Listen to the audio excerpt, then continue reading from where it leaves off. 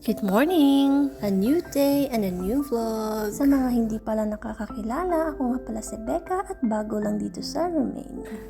It's our third day here at ngayon nga ay mag-iikot lang kami at pupunta kami ng Bran. At ito nga ang mga view na nadaanan namin dito na halos ayaw kong tumigil kaka-video. Ang init nga dito ngayon pero super relaxing pa din pag natatanaw mo tong mga view. Makita mo yung paligid na puro green, ang fresh, ang linis tingnan, yung mga grass, ang ganda. Tapos ang daming mga wildflowers na makikita mo na ang gaganda. At sino ba naman ang hindi marirelax sa mga ganitong view? Kaya samahan niyo ako tingnan itong magagandang view.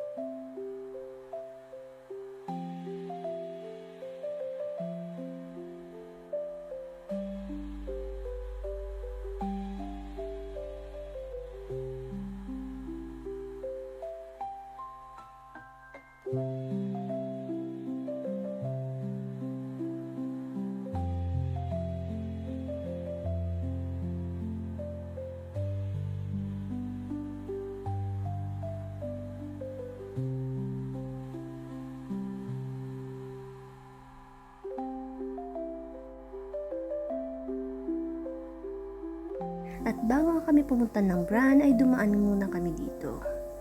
Ayan, so may tubig dito. So parang galing ata to sa bundok. At super fresh na hangin dito. Malalangkap mo yung amoy ng pine kasi nakapalibot yung pine tree. At after, pumunta na kami dito. So dito na kami sa may Bran.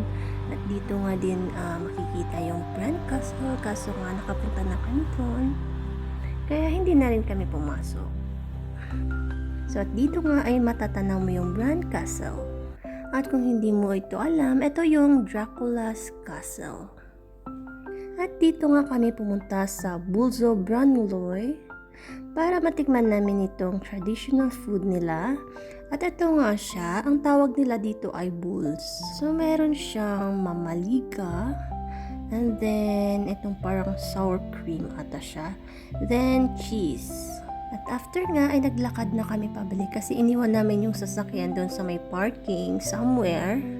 Kasi nga super traffic. So, hindi naman siya ganun kalayo. So, kaya iniwan namin at naglakad na lang kami. At sa pagbalik na namin, ay nadaanan din namin po.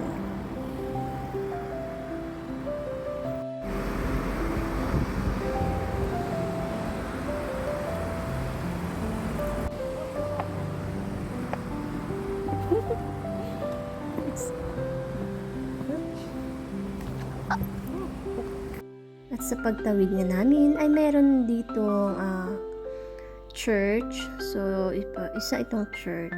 Ayan. At dito nga ay matatanaw mo rin yung Bran Castle. Ayan. So, yan yung Bran Castle. So, tanaw siya dito. So, palapit lang ito sa Bran Castle. Ayan. So, naglakad lang kami konti at syempre, dumiretso na rin kami doon sa sa parking. At mga nasa 10 to 15 minutes lang naman yung nilakad namin mula dito. So, hanggang dito na lang. Thank you for watching. Bye!